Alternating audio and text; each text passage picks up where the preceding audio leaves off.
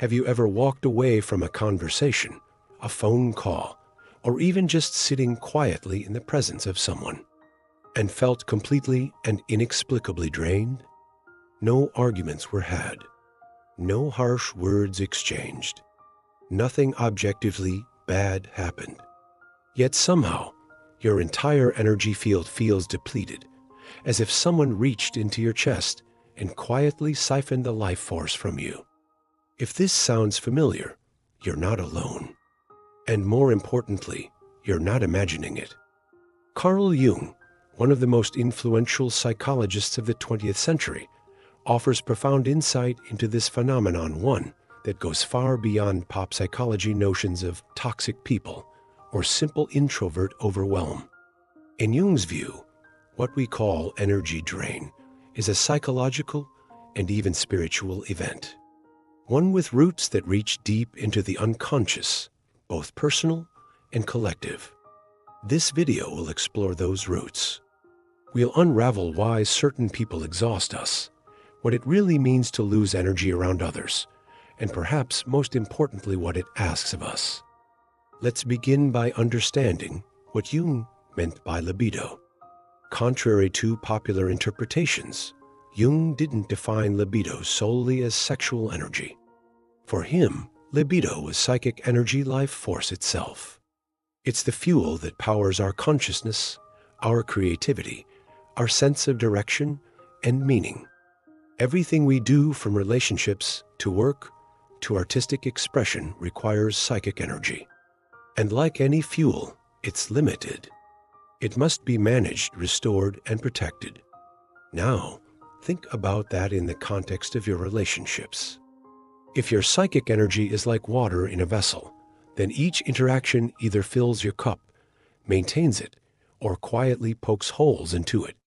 Over time, if those holes go unacknowledged, you end up running on empty, not because you're weak, but because you're leaking. But here's where things get interesting. Jung suggests that energy doesn't just leak randomly. Often, it's drawn out by unconscious forces at play within us and within those we interact with. And many of these forces stem from what Jung called the shadow. The shadow is everything we reject, deny, or refuse to see in ourselves. It contains the impulses we've been taught to hide, the emotions we suppress, the needs we've been shamed for, and the fears we've never faced. Most of us think we're in control of our personalities. But in truth, much of our behavior is dictated by what we've repressed. When someone hasn't done the work to confront and integrate their shadow, it doesn't just disappear. It seeks expression, often through others. This is where projection comes in. Projection is one of the core psychological mechanisms behind energy drain. It's when we unconsciously attribute our own denied qualities onto someone else. And it goes both ways. Let's say someone hasn't acknowledged their own helplessness. They may project it onto you and subtly cast you in the role of the caretaker. Or they haven't owned their anger. Suddenly, you become the aggressor in their story, even if you've done nothing wrong. In every case, you become the canvas for their unconscious material. And holding that projection, being treated as someone you're not, it takes a toll. But it doesn't stop there. Jung also spoke about psychic identification. This occurs when we unconsciously merge with another person's inner world. The boundaries between me and you collapse. We begin to feel what they feel, think in their terms, carry their emotional burdens without realizing it. Empaths and highly sensitive individuals are especially prone to this. While compassion is a virtue, losing yourself in another's pain is not healing its enmeshment. And that enmeshment leads to energy depletion. This fusion of identities often begins in childhood. Many of us were trained consciously or not to be hyper-attuned to others' needs, to keep the peace, to fix, to rescue. These patterns carry into adulthood, and suddenly We find ourselves in relationships where our energy is constantly being drawn out by others' chaos, neediness, or emotional instability. Jung warned of the rescuer complex, the shadow side of helping. While helping can be noble, compulsive rescuing is often rooted in trauma. It's a way to feel needed, valuable, even superior. But it's also a trap. Rescuers attract victims who refuse to take responsibility. The dynamic becomes symbiotic, each person unconsciously reinforcing the other's wounds. And over time, this leads to emotional exhaustion for both. It's important to note that the energy vampire is not always malicious. They are often fragmented souls who unconsciously seek out others to stabilize their own inner chaos.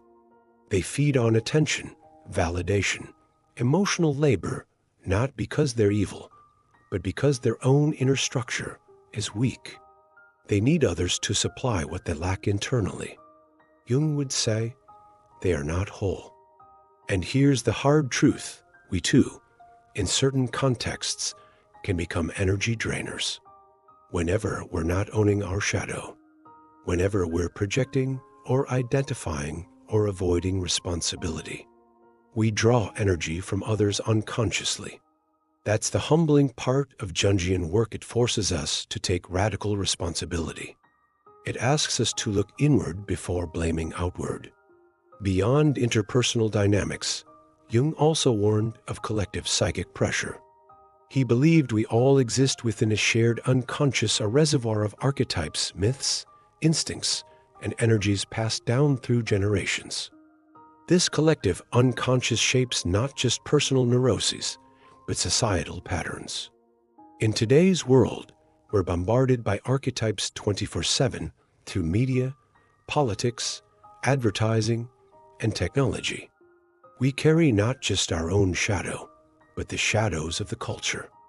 Consumerism tells us we're never enough. Tribalism pits us against one another. Groupthink punishes authenticity. These forces create background psychic noise that drains us silently, even when we're alone. Many people wake up tired, not because of bad sleep, but because of unconscious overwhelm. Their psyche is processing thousands of psychic impressions before breakfast. So, how do we reclaim our energy?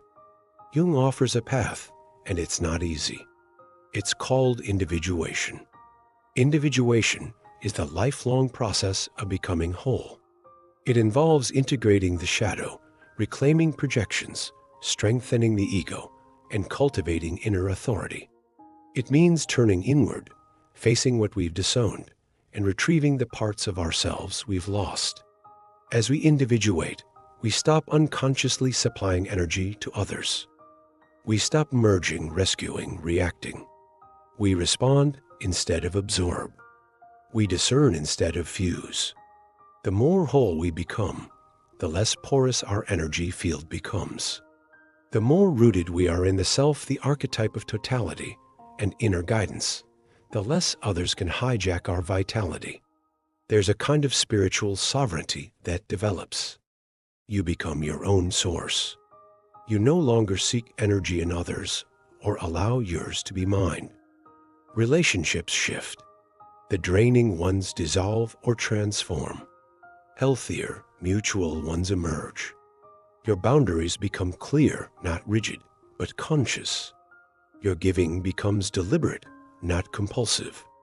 And here's the most beautiful paradox. The very people who once drained you become your teachers, not because they were right, but because they showed you where you are not yet whole. They mirrored your shadow. They revealed your unconscious contracts. And in doing so, they invited your awakening. So the next time you feel that telltale drain, pause. Don't rush to cut someone off. Don't rush to blame. Instead, get curious. Ask yourself, what part of me is involved in this? What pattern is playing out? What projection am I holding or receiving? Where do I need to reclaim myself? Because every moment of exhaustion is also an invitation, a mirror, a portal. In the end, reclaiming your energy isn't just about avoiding toxic people. It's about owning your psyche. It's about growing into wholeness. And as you do, you'll find that your energy becomes less a resource to be managed and more a presence that radiates quietly, powerfully, unshakably, not because you've armored yourself, but because you've integrated the very forces that once drained you. This is the essence of Jungian transformation, and it is nothing short of alchemy. Thank you for joining me on this deep dive. If this resonated with you, I invite you to explore your own inner world with more compassion, curiosity, and courage, because the truth is your energy is sacred, and yourself is waiting. So, if you've ever wondered why you feel inexplicably exhausted around certain people, perhaps now you see, it's not just about them. It's about what they reflect, what they awaken, and what still lives in the unseen corners of your own psyche. Carl Jung taught us that what we do not make conscious will appear in our lives as fate. Energy drain, emotional turmoil, psychic fatigue, these aren't just problems to fix, but signs to read. Invitations to wake up, to grow, to reclaim what we've given away, often unknowingly, for far too long. If this journey through Jungian psychology offered you new insight, I invite you to sit with it, journal about it, watch this video when you need grounding. Share it with someone who might be quietly struggling with their own energy leaks. The more we bring these unconscious dynamics into awareness, the more empowered and peaceful our lives become.